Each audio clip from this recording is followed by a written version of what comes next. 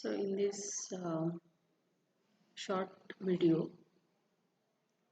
let us talk about the plot structure of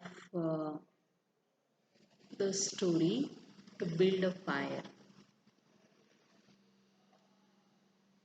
Uh, Before going into the details of the plot of this story, it becomes rather important to talk about um, the setting of this short story. Now, setting is not only the place, the locale where some actions or events of the story take place. It is also the broad background in which the story happens. It is also the time, it is also uh, some major happenings of that historical period. Now, this story is basically related to the gold rush that happened by the end of the 19th century in America and Canada. There is a river, there is a long river which is 3,700 kilometers long. It flows in America as well as Canada. The river is known as Yukon River, and this there is a territory, a province, a state in Canada that is also known as the Yukon Territory. So the vast background for this short story is this Yukon Territory and what happens in that. Now there is another small river which you can say that it is the tributary of the Yukon River, that is known as the Klondike River. And on this Klondike River, somewhere in this river, by the end of the 19th century, some people found gold. Gold was deposited, and some people found gold, and there started the gold rush, which is also known as the Klondike Rush. So it is for the gold, right? Many people, they wanted to dig, they are known as the gold diggers. They wanted to create their gold mines, Sonecha Khani, and they wanted to dig the gold from the river. Now this indicates an important aspect of the human nature, that is greed, which is related again to materialism. Man, and literary I mean man, excluding women, because man is greedy by nature, and this greed for the gold in this Klondike region uh, created a rush to the river, that Klondike region in the Yukon Territory. Now this Yukon Territory happens to be in Canada, and its capital is known as the Dawson City. So this is so many people, they started going towards that region, because they wanted gold, because they wanted to be rich. So the protagonist of the story is also this kind of a greedy man. He is also the part of, it is known as expedition. Expedition, a journey in search of something bigger. So they wanted gold, so he is also a part of this expedition. But the problem is that he is traveling alone, and he is going to a old camp. It is known as an old camp at the Henderson Creek, and he is going there only with his dog for the company. There is nobody with him. So he has covered his body with warm clothes, and he has moccasins, he has shoes, thick shoes. Still, the temperature is below 75 degree.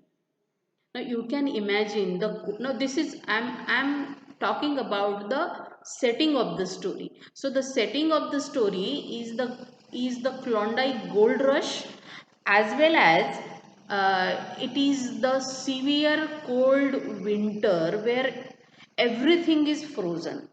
The river Klondike is frozen. Now it has become a frozen river. Frozen river means on the surface for 4-5 feet there is only ice. The water is frozen into ice. Plus the snow is falling. Now I'm here using two words. One is ice and another one is snow. So what is the difference between ice and snow? Ice is the frozen water and snow is the snowfall. That in our area, in our country, we have rainfall. Okay, raindrops fall, but in the western condition there is another kind of rain is also there, and that is known as the snowfall. So snow is something that falls from the air on the ground, and ice is uh, it is the water frozen because of the severe cold. So several feet of ice is formed on the river surface, and this man is going through that passage, which is known as the trail, and his destination is he wants to go to a creek known as the Henderson Creek, because his friends are waiting there at the old camp at the Henderson Creek. Now this is the name of a place. So this is his destination. Now his old friend, his friends at the old camp, they are referred to. They are mentioned as the boys. So he knows that the boys are there, and now he has started his journey at 9 o'clock in the morning, and it's a cloudy day. It's not a sunny day, so no sun is there in the sky, so it's a dull day, and it is severe cold is there. And in this atmosphere, the man has started the journey only with his dog. So he has his dog with him as a kind of company. So he wants to reach his place with his friends by the end of the evening, before it is dark. So this is, so in this discussion we come to know that the problem, or because we know that the conflict in the story is an important part of the plot structure.